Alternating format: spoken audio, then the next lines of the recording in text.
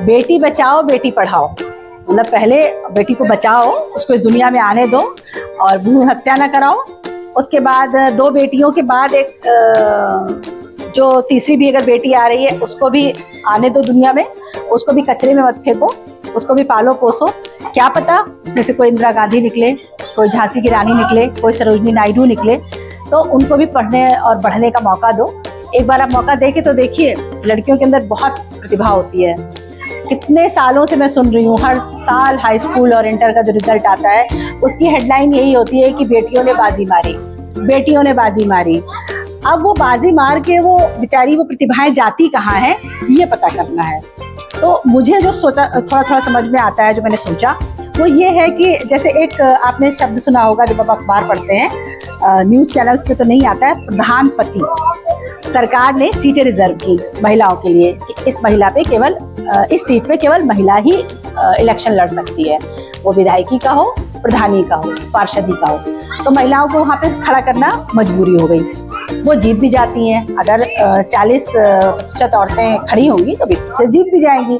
अब वो जीत जाती हैं, जब काम करने का टाइम आता है तो काम और मुहर सब कुछ पति ले लेते हैं उनके साथ, और वो एक्टिव रोल प्ले करने लगते हैं, वो चीज़ों को चलाना शुरू करते हैं।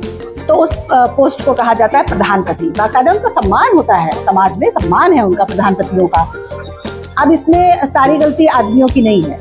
आदमियों इसलिए नहीं है क्योंकि महिलाएं उनको वो अधिकार सौंप देती हैं, वो अधिकार उनको दे देती हैं कि हाँ तुम ही करो, ये मान के चलती है कि हम तो कर ही नहीं पाएंगे, यही कर पाएंगे, तो वो करने लगते हैं। ऐसा नहीं हो सकता कि 2 सक्सेसफुल लोग एक घर में रहते हो, क्यों नहीं हो सकता है? और अगर नहीं रह सकते तो औरत ही क्यों है जो अपनी सफलता को हमेशा छोड़ दे किसी पुरुष के लिए?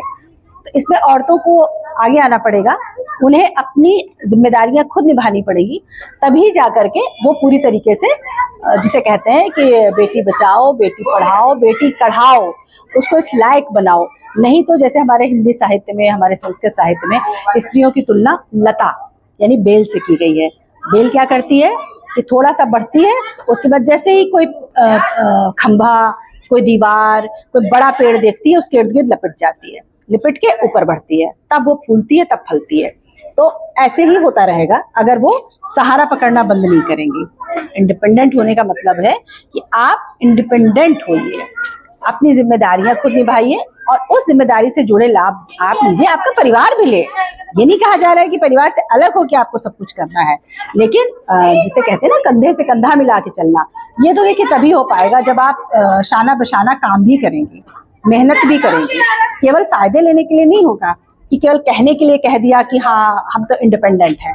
तो ये वाली बात मेरे दिमाग में आई थी कि मैं बताऊंगी कि प्रधान पत्नी है और प्रधान पति न बन के आप प्रधान बनिए।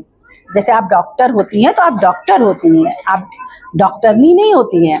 तो आप अपनी उस पद को, आप अपनी उस प्रतिष्ठा को खुद वहन कीजिए, खुद उसकी जिम्मेदारियां लीजिए, तभी आप सक्सेसफुल मानी जाएंगे।